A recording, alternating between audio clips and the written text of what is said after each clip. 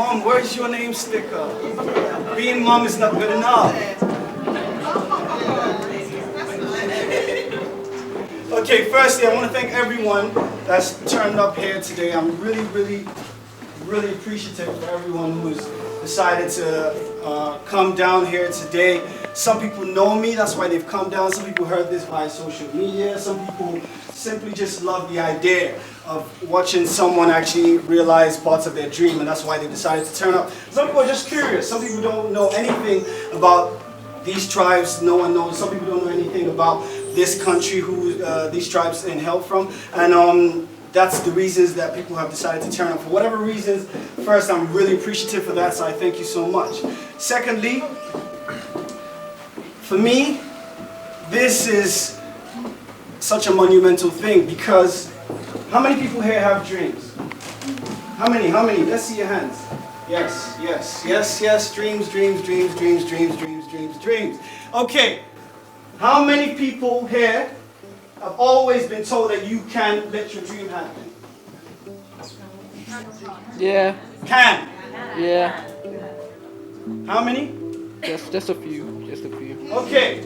So, the reason why today is incredibly important to me is because I'm a living testimony of realization of your dream. I flew all the way to Ethiopia to gather these images, not because I already had everything planned to be able to put these images in a gallery for you guys to be able to come and witness. I went out there because I felt I'm a curious individual. I want to learn about life, I want to learn about people, and ultimately I want to grow as a person. And having these dreams and these kind of ideas in this time that we live in is one that people laugh at because they think, okay, you want to do that, that's fine. How are you going to pay for that? How are you going to pay for your mortgage? How are you going to do this? How are you going to do that? They're going to ask you millions of questions. And they did to me. But I went. I had no idea what I wanted to do. I just wanted to learn and I wanted to grow. And I came back after seeing all the things that I saw and immersing myself in all the things that hopefully you guys are immersing yourself in today. So a lot of people are asking me, oh, are these actors? Are these this? Are these that? That was what I was in the middle of. And that was no questions were being asked. I couldn't ask someone, are these actors? Because they really were who they were. I was an outsider. I was a stranger. I was equally as scared as some of you were today. I was equally as challenged as how some of you are being at this moment. And more than that, I had no safety net, no safety basket. A friend of mine here today was telling me someone threw him the stick and he caught the stick. If some of you read the excerpt there from the Gun of Survival, if he did catch the stick in that moment, he probably wouldn't be able to tell me, oh, guess what, I caught the stick. Because he probably might have been dead. And that's kind of the scenarios that I wanted to kind of immerse you guys in today, to make you understand that the way that we live and the way we have continually lived is one way of life, not the only way of life. And for me, being in that moment where I stripped everything away, so the phone calls, the internet, everything that we do and we think is normal, I had to strip that away because there was none of that there. So I had to find other ways to connect to human beings. The reason why I was really adamant that I wanted people here to have name stickers because I wanted to walk up to Laura and say, how are you doing, Laura? Great. I wanted to walk up to, I don't have your name badge. Okay. I wanted to walk up to Beth and say, how are you doing, Beth?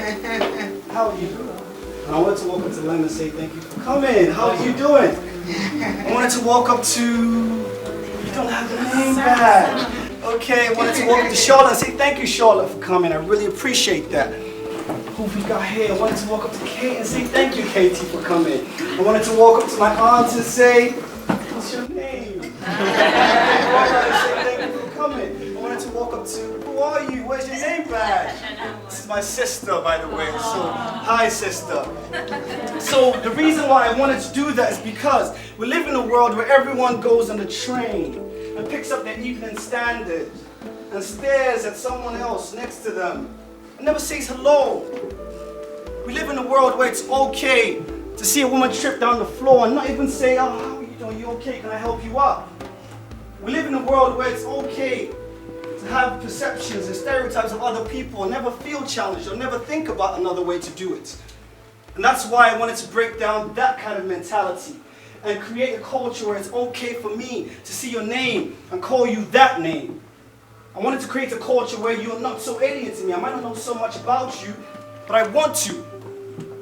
And that's what this is about. It's a tiny step, but I wanted to create an environment where someone who just came from North Greenwich could see someone else who just came from Zimbabwe or Dalston on a bike and say, "Hi, Bobby, your hair is really cool. What do you do? How do you know Kate?" And that breaks down the barriers of not knowing someone's name. And as simple as that is, that was my first challenge. I know some people here felt challenged by even doing that.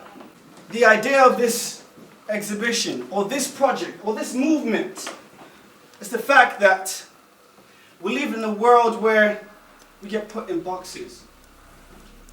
And for me, it's been a long journey trying to understand what box I fit in. Or even trying to then realize eventually, do I need to fit in a box? And that's where this idea, this concept, the inception of this came to my life. I realized I could be black. I could love rock music. I could have gay friends. I could have no religion. I could have all religions. And I could still be me. And that's something I think in this world we struggle so much with, because it just doesn't make sense to anyone else if you say that. So for that reason, you don't want to face that question of, what does that mean? Mom is Christian, so you're a Christian too. You must be, surely. And that means you should not have gay friends, because you cannot be unequally yoked with anyone that is not Christian. Or how dare you speak to someone who has a hijab and obviously is a terrorist. And that's the world that we live in, and those kind of conversations happen and no one checks them. No one asks the question to say, is that really true? Have you met everyone with a hijab that's a terrorist? Or have you just picked that up from the numerous media outlets that you have out there at your disposal? And for me, what I wanted to create here is a family where, amongst all our differences, which are amazing, which we should celebrate, because London is supposed to be one of the most multicultural cities in the world. And of course, yes, I do see lots of different multicultural people, but they live in little segments of where they are from. So, if I go into Peckham, I see majority of... Okay. So if I go into Brixton, I see majority of... Okay. So if I go into Sloane Square, I see majority of...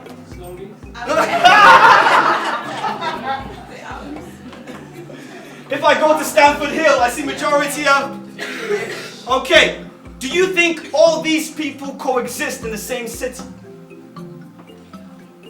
Do you think all these people incredibly interact in this city?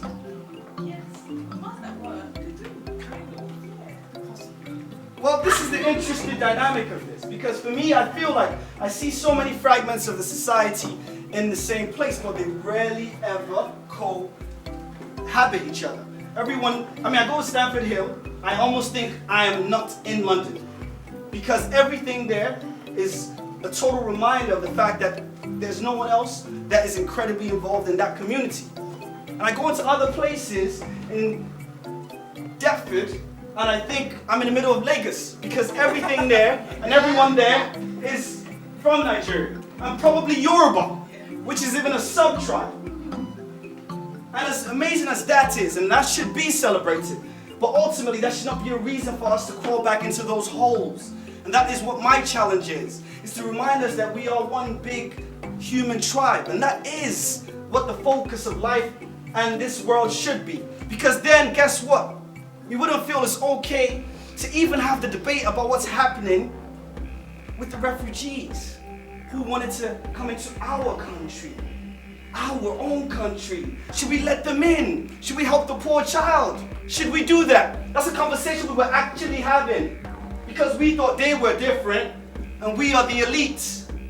And that's what, for me, is tribe.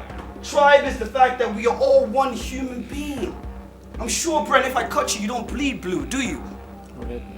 I don't think so. We all bleed the same color. We bleed the same way. And ultimately, we should all love and show understanding, curiosity to understand one another's differences and celebrate those differences, but never let those differences create separatism.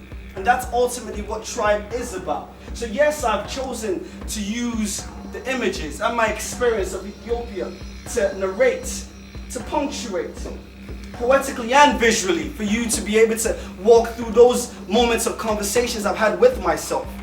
And as much as I want you to enjoy those images, I please and implore that you do take them in. When you walk out, let that also influence the way you speak to the next person when you sit next to them on the train. Let that influence the way that you try and make another person smile with no motive in mind. Let that influence the way that you see the world. And ultimately, hopefully, that makes a better world. And that's my naive, idealistic mind. And of course I am a fool, because I know that that may or may not happen. But I am a dreamer. And I know my mom knows how painful that has ever been for her. Because I was supposed to be probably a doctor like my aunt. But doctors are amazing. So my aunt has probably saved a lot of people's lives. But Definitely. hopefully.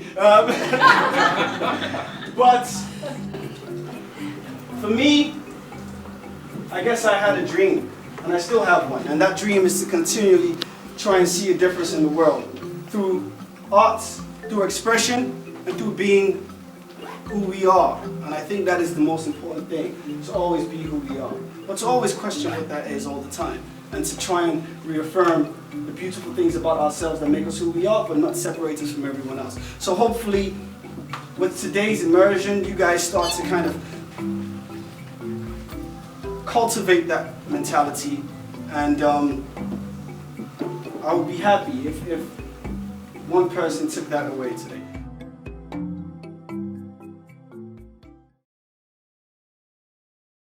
Yeah, got it. I hear it calling in my sleep, perfectly interwoven between my dreams and reality, soft and rhythmic, melodic with my heartbeat, looping over and over, in the hope that her desires begin to dance to the rhythm.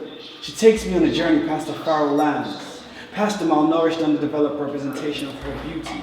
She takes me deeper, past the beautiful, curvaceous highs, up through her body of land, magnificent in its tone. My hands begin to wander past the pointy, rock-hard gems, all naturally reserved, just how I liked it, teasing me with all this naked land.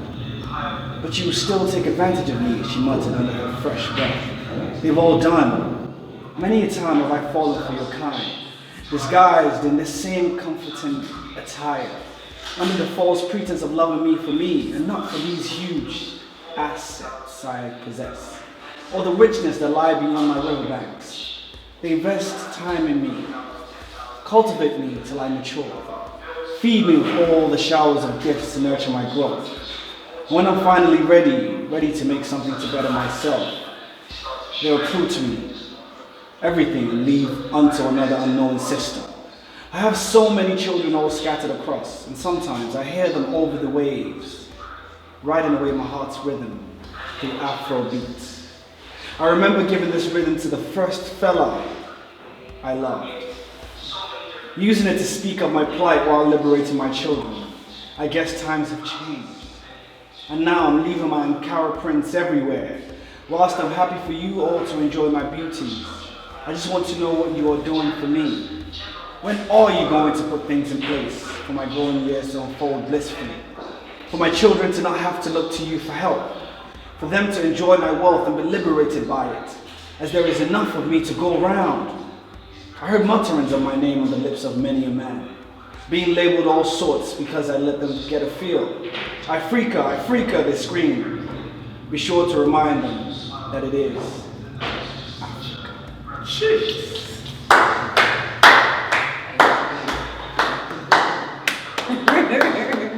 Thank you, sir. Thank you.